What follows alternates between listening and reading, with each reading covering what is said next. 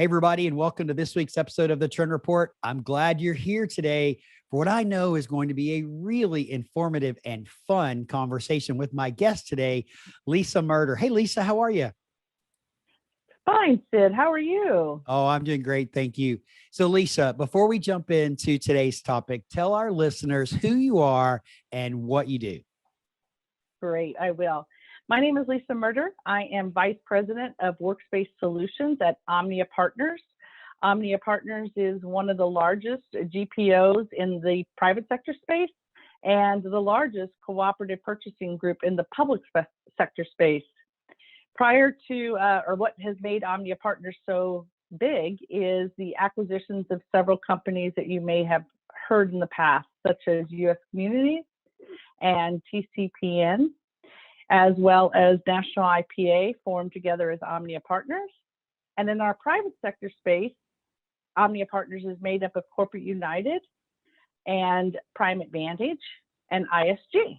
So those are several of the names you may have heard in the past, now meaning OMNIA Partners, and Omnia in Latin meaning all to everyone. Okay, so that was a lot. So we're going to dive into that a little bit and make sure we understand public sector, private sector, what all those acronyms mean. So Lisa, you've been in the furniture business as long as I have. So tell us a little bit about your journey. So, we're laughing because we have been here a long time, haven't we? Yes, we have. I don't even want to say how long. It's unbelievable. But yes, so I started out in the furniture industry when I was very young and have been here for about 30 years now in different roles and in different capacities. And how I got to OMNIA Partners was I had the first furniture contract with a company called Horizon Resource Group, who is also part of the OMNIA Partners program. So it started out about 20 years ago, and solicitation came out for a lead agency model.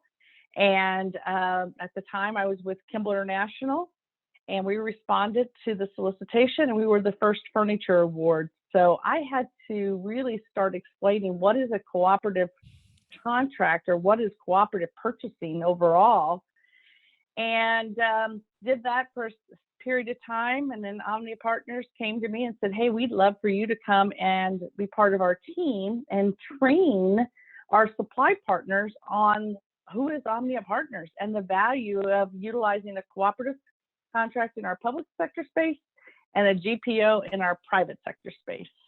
So I did that for about 5 years, and just now, most recently, started in with this endeavor in identifying furniture opportunities coming out of this pandemic. And furniture is starting to take off, and I feel like the last 13, 14 months, we've kind of been stagnant or stale or stopped, if you will. And now furniture has had that pent up in demand, and people are trying to figure out, what is the new look in the corporate America going to look like? What's it going to be like in schools, in government agencies, nonprofit organizations, that type of area. So we really feel like we're starting out something brand new and just elevating the whole furniture industry in these spaces.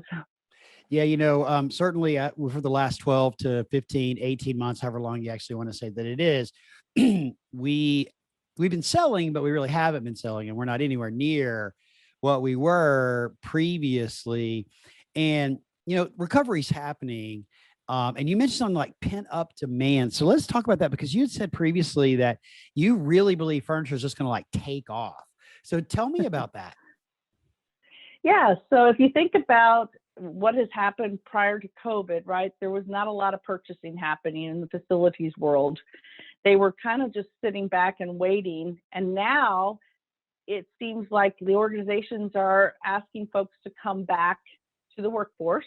Some folks are saying, you know what, I can do my job just as effective working from home. So a lot of industries are deciding, well, what does that work from home look like, and who can work from home within their organizations? And then we have this hybrid thing going on where, you know what, we want you to be in the office 2, 3, 4 days a week, but the other days we want you to be working from home. So that furniture look and feel is changing, and that pent-up demand is changing because literally, like you said, 12 to 18 months, there was no buying going on, or very little buying in furniture to wow, we got the children coming back to school in September and so on and so forth, or whatever your date of start is. I was talking to a furniture manufacturer the other day that says we got an order that needs to ship in December during the break. And they're already placing the orders because now we're dealing with supply chain issues. Now we're dealing with other factors that are being baked in. So I think that pent-up demand is coming down the pipe because people were waiting for so long to see what was going to happen. Now they know the direction. Now it's time to go. And Yeah, the and direction's going to be different. well, I think that direction is going to be different for everybody. There is a ton of conversation happening, and I'm sure all of you listening have heard some of that conversation about what the future of workplace is going to look like. Is it going to be Yeah. everybody back in the office? Is it going to be the hybrid model? And what does really hybrid look like? You know, are we going to a 4-day work week? I saw something this week about a 4-day work week across the board. And then, you know, there's all these conversations. There's no one consensus about it. And it can be very polarizing to have this conversation because you just mentioned there's also this movement that they're calling the Great Resignation, which I find fascinating, you know, that people are like, you want me to come back and you're forcing me to come back. I'm not coming back. I'm staying at home. And as such, I'm going to resign. So it's fascinating really to listen and to read and to study what all is happening in our workplace right now. Mm-hmm.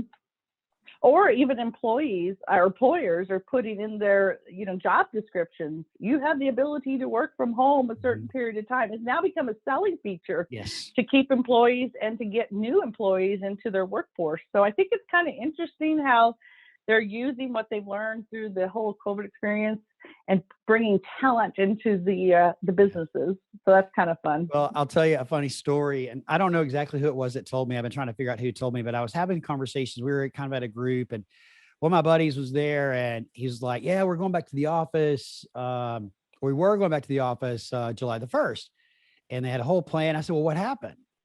He said, "Well, we started reaching out to people and saying, hey, this is when we're coming back to work, and this is what we're doing." And we had people tell us, "Oh, well, sorry, I moved. I'm moved out of state. I'm not coming back into the office." And other people like, "Oh yeah, I'm all excited about coming back." And then other people are like, "Well, I don't want to come back."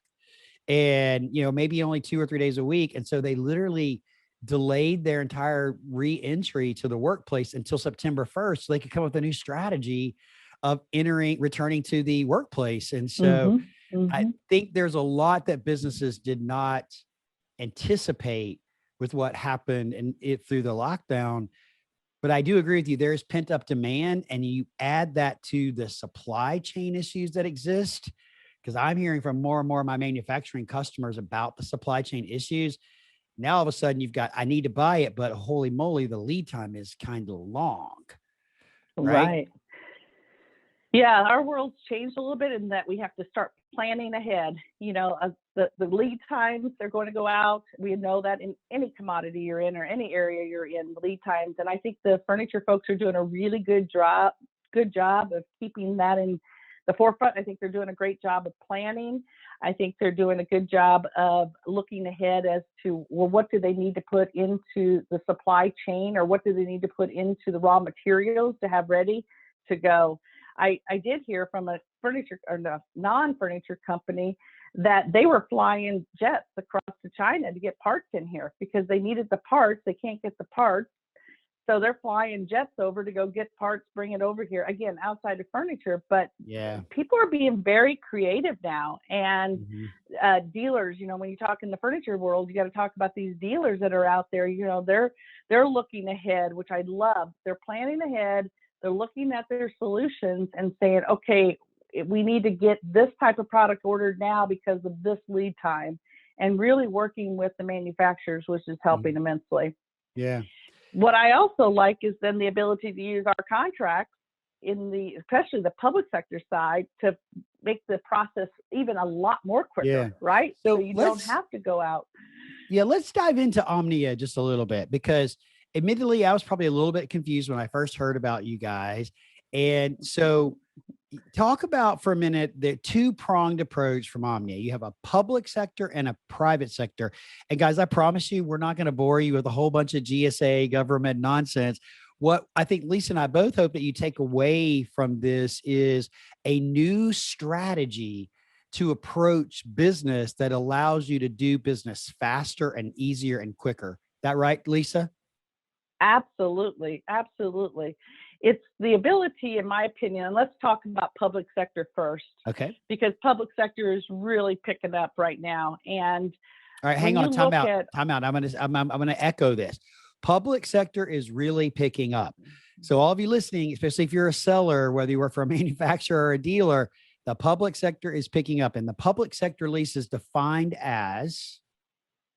so the public sector is defined as state government, local government, higher education, K through 12 education, nonprofit organizations, and special districts. So no federal, no healthcare, but just focusing on this customer base. And if you think about especially the education part of this, the higher education, the K through 12, anything education-wise, that's where the public sector really is starting to grow in many different areas, because the kids are likely going to be going back to school. If you look, and we surveyed all of our educational customers, they want to get the children back into the classroom. That is so important, so important. So they want to get them back in there. And furniture, they're going to need the furniture. You know, prior to COVID, everybody was, let's get together, collaborative. Now it's, how are we going to divide space? What does that look like as far as people coming into the classroom? So cooperative purchasing is the vehicle, and OMNIA Partners, we facilitate that whole process with our lead agency models. So we have a lead agency like the University of California Systems or City of Charlotte or whoever. There's a lot of lead agencies. They put out a solicitation or an RFP, and in that solicitation, they will add language that allows state government, all these folks that we serve, to piggyback or to share the contract terms and conditions, which really helps that process go a lot quicker as far as the process of not putting out an RFP. All right. So you mentioned, I think, 4 to 5 avenues of business development opportunities: state government, local government. You said K through 12, higher education, nonprofits. Those are 5 areas potentially of business development that you facilitate through OMNIA Partners with a lead agency. And you mentioned lead agency as in, so what'd you say in California? University of California, is that what you said?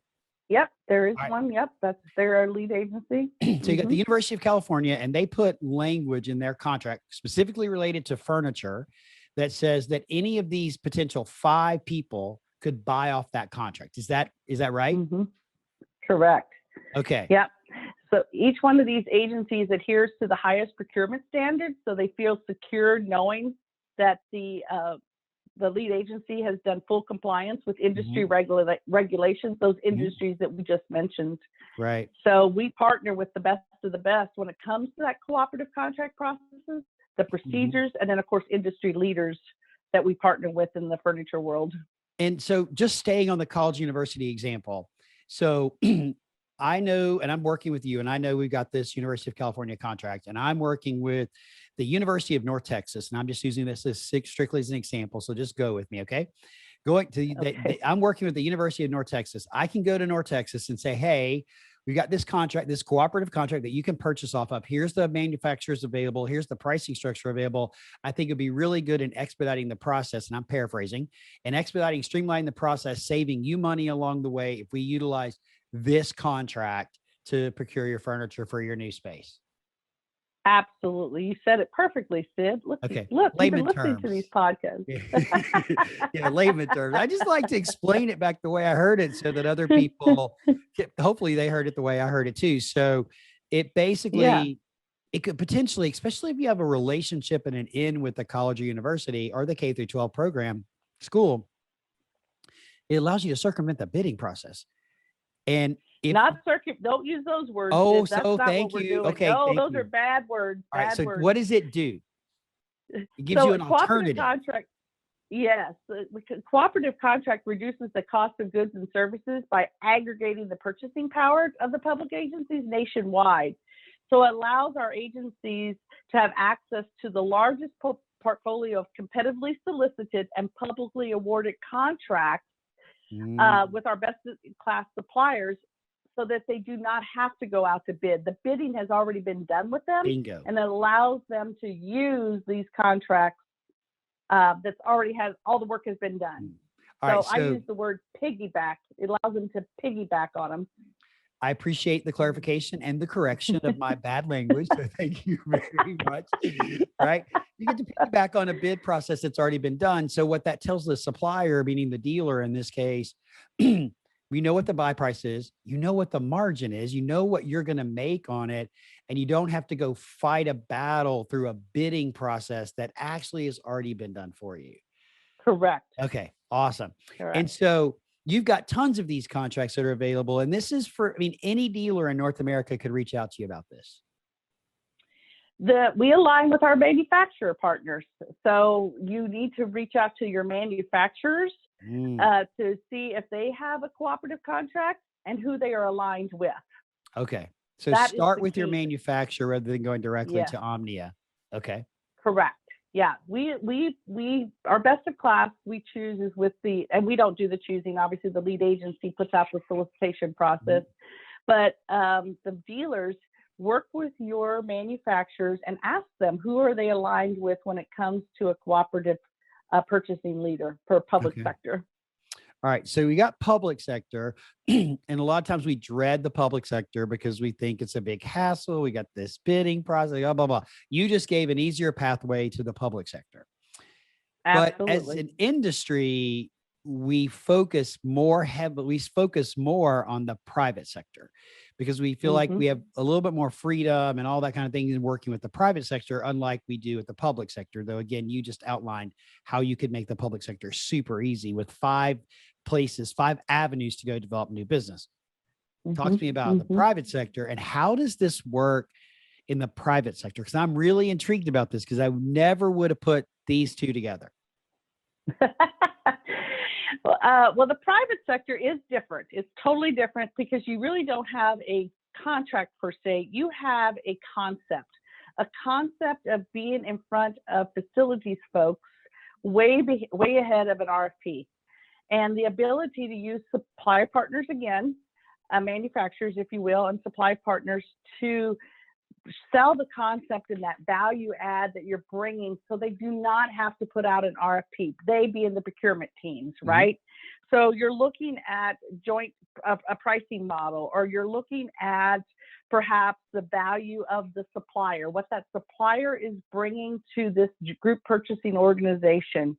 You're looking at the value prop, like what is the value prop of utilizing a GPO? It's saving you time, it's saving you money. No RFP is needing.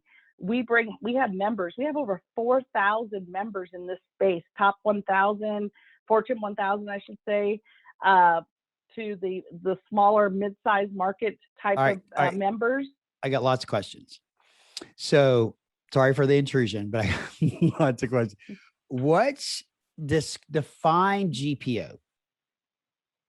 Define GPO? Yeah, because I'm not sure everybody listening knows what the acronym GPO is. So describe it for us. Okay.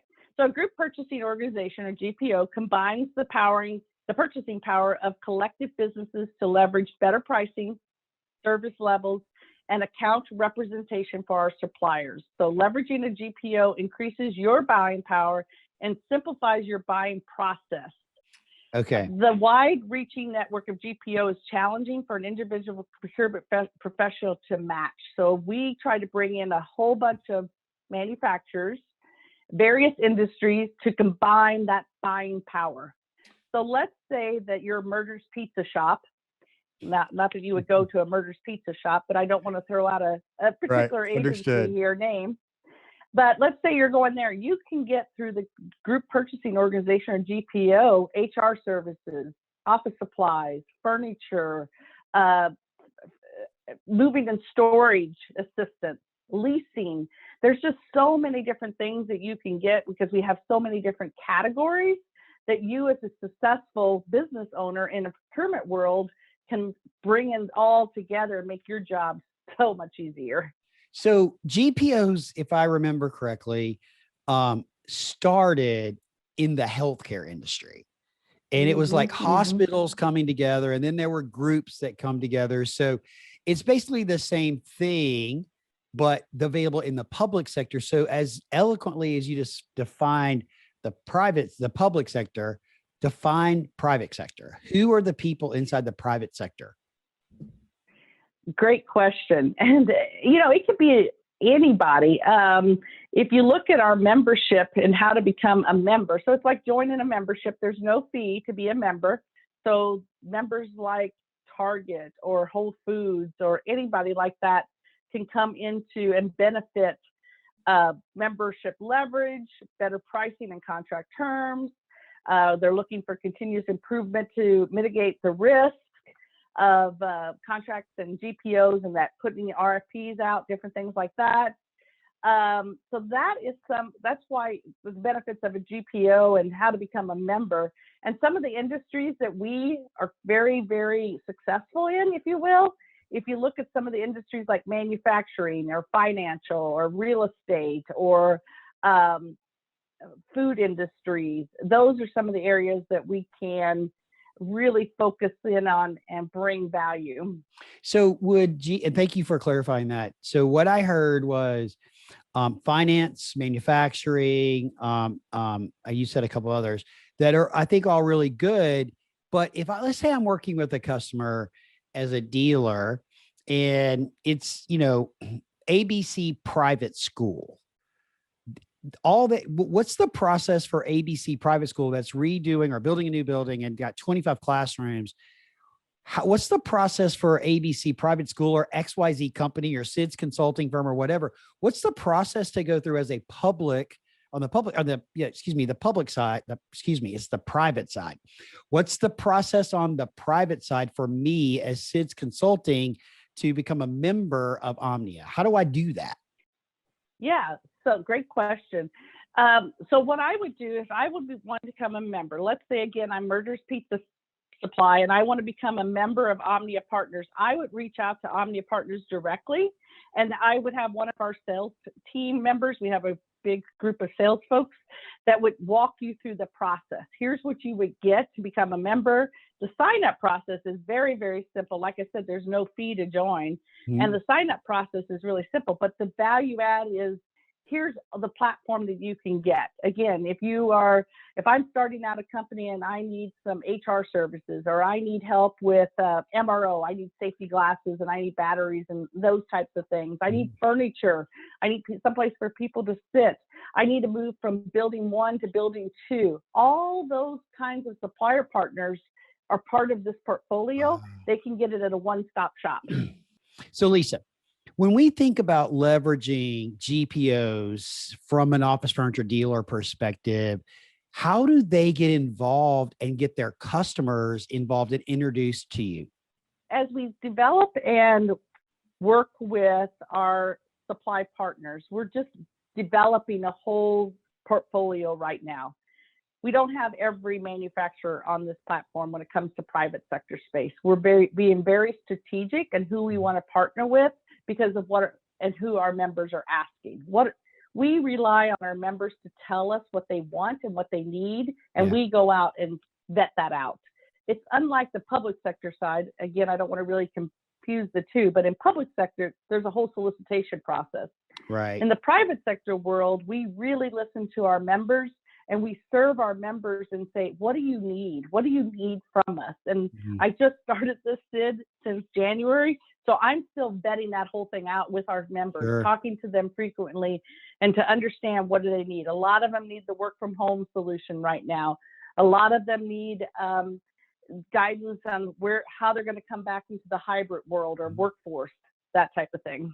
Yeah. I mean, again, we talked about at the beginning of the episode, there's a lot of things changing in our industry and a lot of ways our customers are changing. And we have to be able to understand as an industry how we respond to that.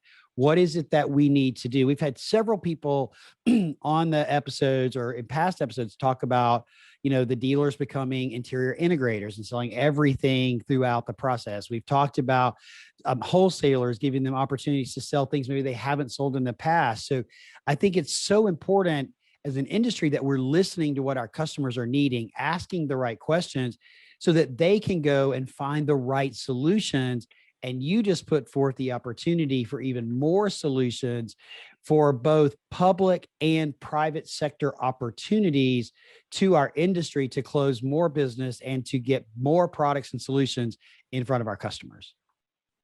Correct. Correct.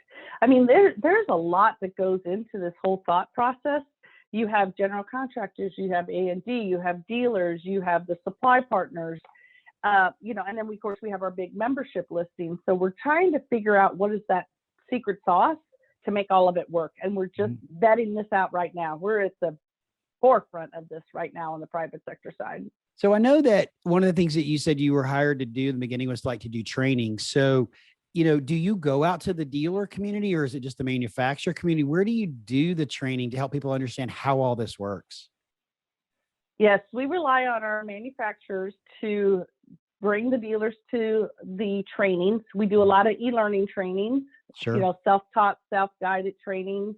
So we have a whole dedicated training team that is back in the corporate headquarters developing content and tools to help our manufacturers, the dealers, architects and design firms, just to understand either private or public sector. So both of them have wonderful training tools that are available, but get with your contract holders, whoever that is, on the public sector side or the private sector side, so that they can get you access to the training.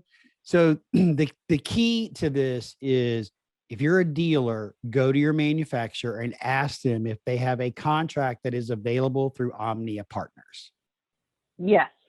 Perfect. And let them help you facilitate what that looks like. And again, public sector, it's all about the value. So you don't have to get out the solicitation because everything has been competitively solicited and publicly awarded. Saves the agencies. These agencies are educational entities, state, local government, nonprofit organizations. They need these contract vehicles. In the private sector side, they need a group purchasing organization to help them purchase everything from commodities to, like I said, in different categories, different suppliers, and furniture is being one of those categories. So this is really about streamlining and simplifying the process, making it easier for the purchaser to purchase product. And there's opportunities for manufacturers and for dealers to participate in this. There are processes you have to go through. So Mr. Dealer, start with your manufacturer, see if they actually have an OMNIA Partners contract. Manufacturers, if you're not on the contracts, you do have to wait at certain if I'm Sid's Manufacturing and I'm not on an OMNIA, how do I get on an OMNIA without making it too complicated? Great. Go visit www.omniapartners.com and you can click on Become a Supply Partner. And it's just a quick little form to fill out, and then notification would come to them when that category is coming up for solicitation. Okay, so regardless of what you may manufacture, go to omniapartners.com, click on Become a Supply Partner, Manufacturer Partner, fill out the form. You get notified of when the solicitation for your category is available, which would then start the process of you potentially becoming a supplier to an OMNIA Partners contract. Correct. Okay. So I've had the opportunity, Lisa, to listen to you speak many times. Lisa is a frequent guest on Clubhouse with Michelle, and Michelle hosts every other Wednesday room about demystifying the public sector. A couple of weeks ago, I heard Lisa talk and I was like, oh my gosh, this is so good. You got to come on to the podcast. So if you are on Clubhouse and you want to learn more about this and continue this conversation or ask Lisa any questions, go hop into Michelle's rooms. I think they're 12 o'clock Central Time. It's in our club, which is the Contract Interiors Club. Again, Lisa's a frequent guest there, and they're always working to help make all of this more understandable and easier for you, especially if you want to learn more about this.